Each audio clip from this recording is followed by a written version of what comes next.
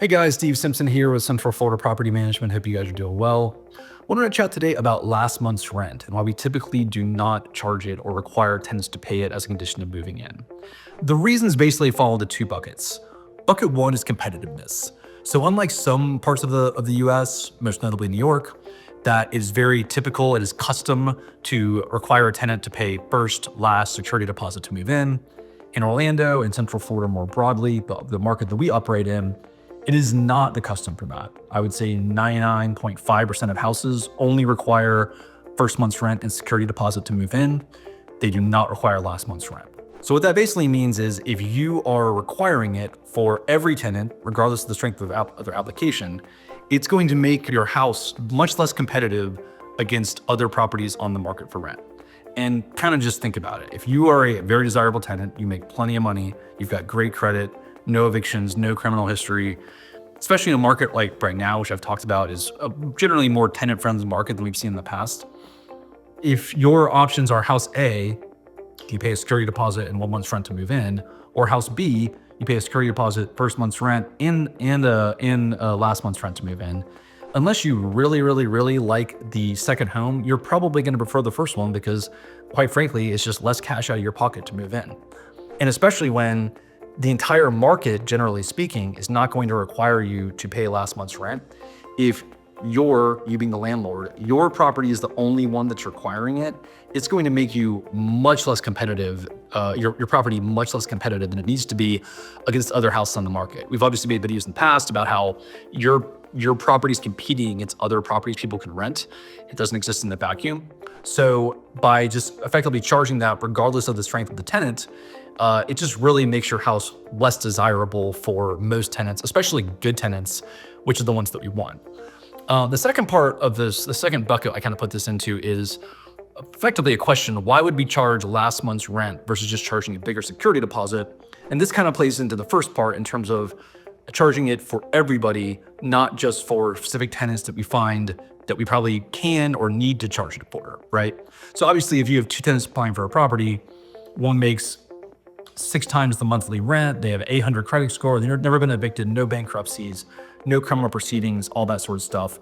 Versus you have a tenant with maybe a 550 credit score, they make 2.5 times rent, it's their first time renting, you don't have as much data about them. Those are two very different tenants from a landlord perspective in terms of desirability. Which of those people you want living in your house?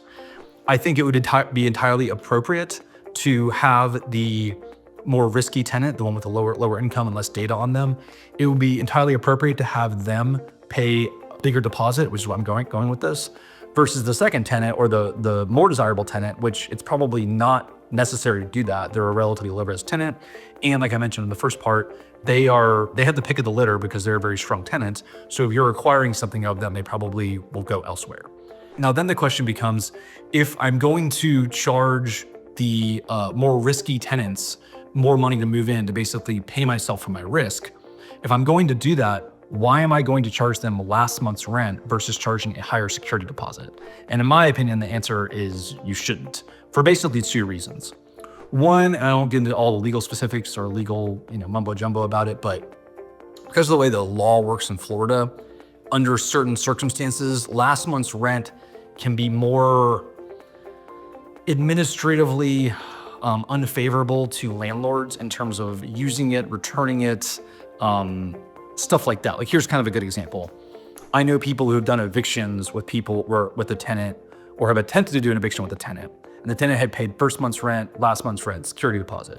And the tenant basically goes to the judge and says, I paid last month's rent, why don't we just apply that to the month that I owe and we're all clean? And some judges will say, yeah, sounds good, we should do that. Versus if you have a big security deposit, I've never heard of anybody where a judge says just apply the security deposit to the rent owed. It's just a different mindset in terms of like what that money is for, what it is, right? The other part of it would be you just frankly have less flexibility with last month's rent versus security deposit. Think about it in kind of like algebraic terms. A security deposit can be last month's rent, but last month's rent cannot be a security deposit. So let's just say you charge there's a tenant that's a little bit risky, so you charge them 2 months rent for a security deposit, and they pay rent every month, they move out, but the house is trashed. Well, now you've got 2 months rent sitting there to basically cover the damage done to the property by the tenant. Versus, let's say, same tenant, you had to pay last month's rent and a normal security deposit. Well, same thing, they move out, they obviously paid last month's rent because they paid that upfront, but now you only have half the deposit to cover the damage that the tenant did. Whereas if you had had the security deposit and make the double security deposit and made them pay last month's rent like a normal tenant, you wouldn't be in that predicament. So long story short, we don't recommend doing last month's rent because it's just not competitive. And if you do need to charge a tenant more, extra money for the added risk of their specific situation, security deposit is, in my opinion, much better to do than last month's rent. Hopefully that all makes sense. I did this as just kind of almost like a abstract thinking of, okay, well, we have this situation, we have that situation.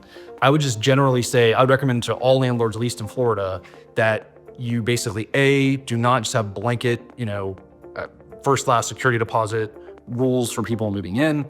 And if you do have someone that is a high-risk tenant that you need to charge more money to basically pay yourself for that risk, that you do so in the form of a higher security deposit, not last month's rent. Love to hear you guys' takes on this. If you guys have any questions or want to leave comments, please give us a shout, let the talk shop, or leave them in the comments below. Hope you guys are doing great.